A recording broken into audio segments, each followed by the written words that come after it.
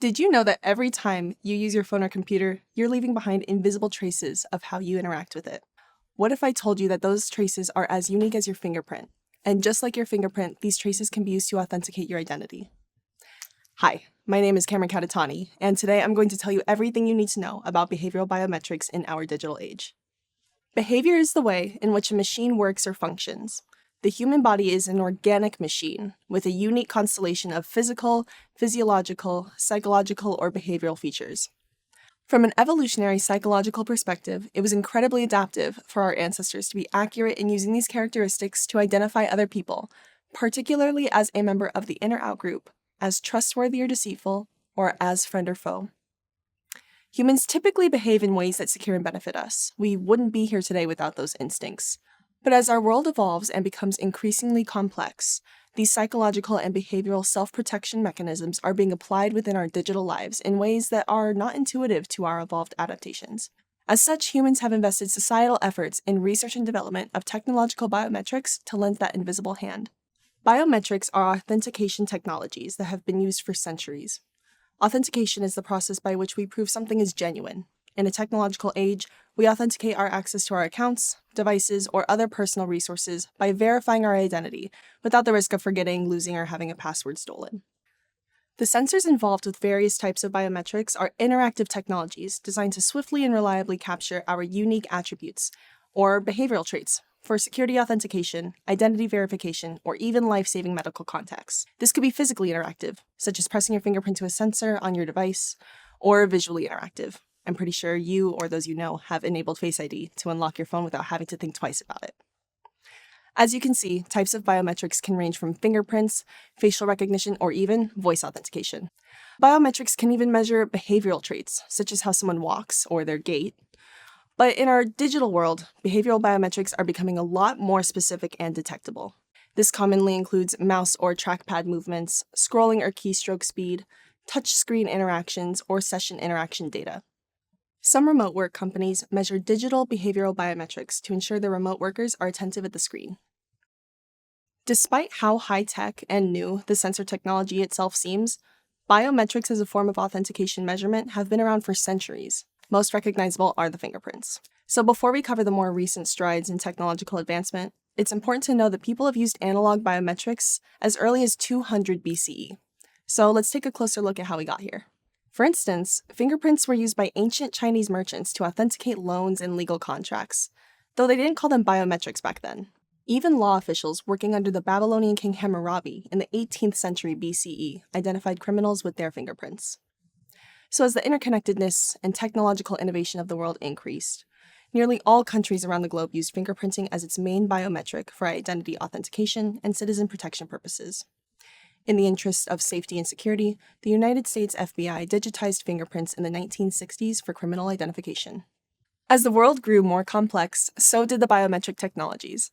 In the 90s, major national security and defense stakeholders like DARPA and the FBI invested in technological strides in automated face recognition and electronic search and storage to sponsor and develop a variety of biometric programs.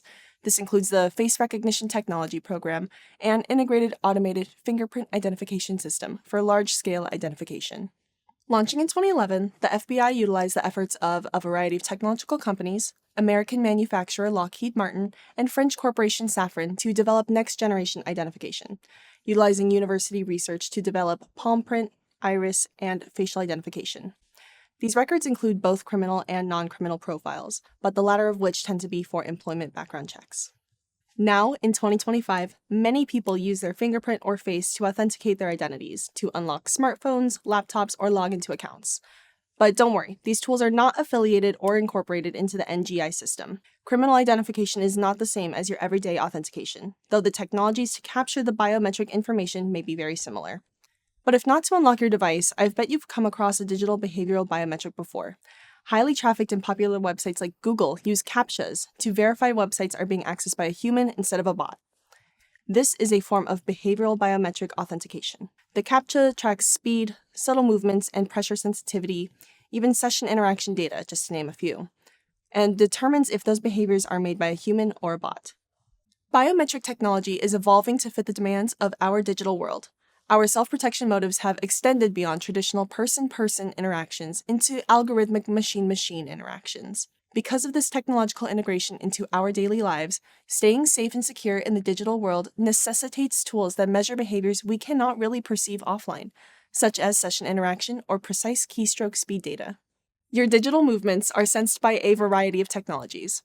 University researchers and specialists stand at the edge of the scientific field, incrementally and cumulatively contributing to the complex and ever-evolving science behind biometrics, without which our personal security would be significantly threatened. Hundreds of peer-reviewed university research journals inform how these technologies come together. For instance, Biometrics, the International Journal of Biometrics, the Journal of Biometrics and Biostatistics, and dozens of others synthesize new knowledge produced by university professors through published research regarding topics such as computer science measurement of biometric data, how mathematical and statistical theories contribute to the application and interpretation of this biometric data, and biometric science and policy objectives. At a more surface level, mouse or cursor movements utilize JavaScript, a scripting language which encodes a user's confetti reports, heat maps, scroll maps, and click maps to capture that organic, human-like data. Moreover, keystroke or typing biometrics utilize Gaussian mixture models and deep belief nets to facilitate user authentication. These sensors, and many more, come together into these larger technologies, such as your smartphone, laptop, or more broad interactive websites that provide accurate and reliable authentications. Authentication is notably different from identification and recognition.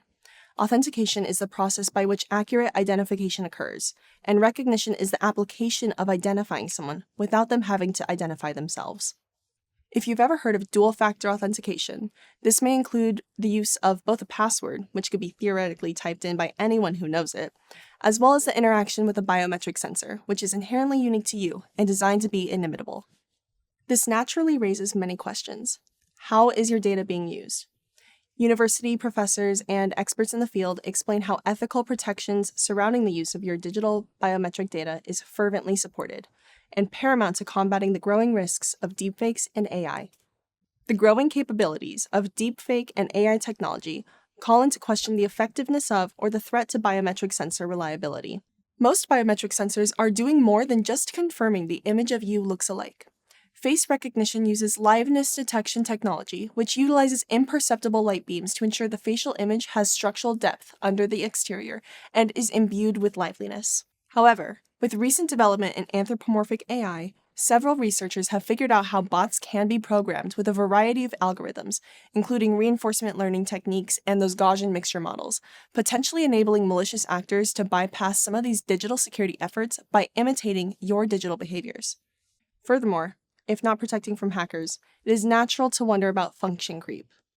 Could the use of our biometric data be unknowingly utilized against our consent? The long and short of it is, the technology does exist. But in the US, our states are independently governing the biometric protection rights as part of their more general data protection rights. But it is an ongoing effort, as not all states in the US, nor other countries, formally govern biometric data. As such, there's a call for international consensus on how to handle these privacy laws and encrypt your digital behavioral biometric data. As our technological innovations grow in complexity through research and development, so does our understanding of our psychology and behavior in the digital age. I'll leave you with this. Where do you see the future of biometric sensors going? Just as ancient Babylonian law enforcement likely never imagined a world with internet CAPTCHAs, there may be a vast future of biometric sensors that we've yet to imagine. Despite that, how we interact with it in the present will certainly pave that path. Have a good day, everyone, and stay safe out there. Thanks for watching.